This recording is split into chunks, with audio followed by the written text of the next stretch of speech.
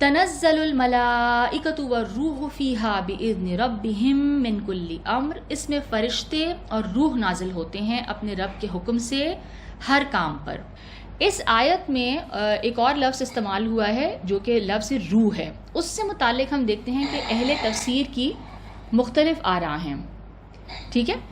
اس حوالے سے ہم کیا دیکھتے ہیں کہ جو اہل تفسیر ہیں وہ کسی نے اس جمہور لیکن میجورٹی کے نزدیک اس سے جبریل علیہ السلام ہی مراد ہیں۔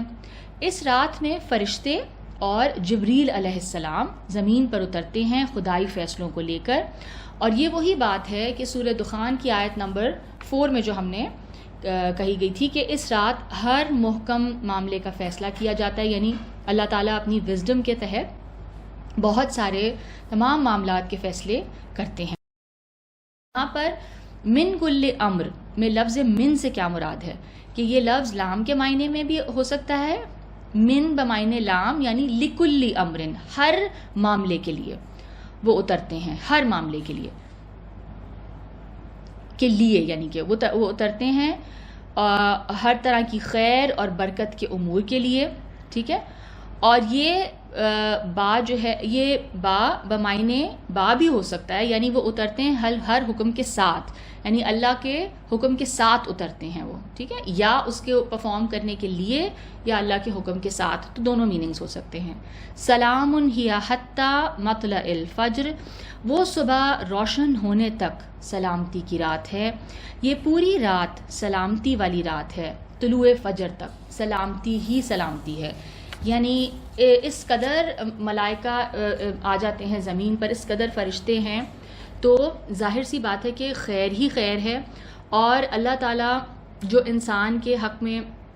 سب سے زیادہ رحمان رحیم، اللہ تعالیٰ جو ہمارے مالک اور خالق ہیں، تو وہ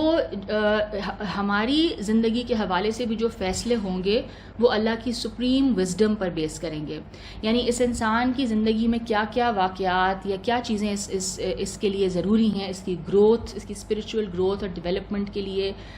اور یعنی ہر حوالے سے۔ تو آپ یہ دیکھیں کہ ہمیں obviously بیکاز ہم شارٹ سائٹڈ ہیں تو ہمیں تو وہ چیزیں اس طرح سے سمجھ نہیں آئیں گی، لیکن ہمیں تو لگے گا بظاہر یہ سال فار ایگزامپل بہت برا گزرا، لیکن اللہ تعالیٰ اپنی یعنی انفینٹ وزڈم اور علم کے تحت وہی جانتے ہیں کہ انسان کے حق میں کیا بہتر ہے، اور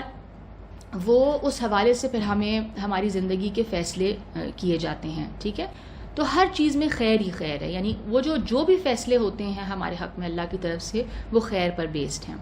اب ہمارا رسپانس اور ریاکشن جو ہے پھر وہ اگر اپروپریٹ ہوگا تو ہم ہر معاملے میں سے ہم خیر لے کر نکلیں گے، یعنی ایک آزمائش سے بھی اگر ایک مومن گزرے گا تو وہ اس سے بہتر ہو کے نکلے گا، وہ پیوریفائی ہو کے نکلے گا۔ لیکن اگر ایک شخص جو ہے وہ اللہ سے بدظن ہے، ٹھیک ہے، اور اس کو صحیح علم بھی نہیں ہے اس حوالے سے، تو وہ پھر کیا سوچے گا، وہ ڈپریشن کا شکار ہوگا،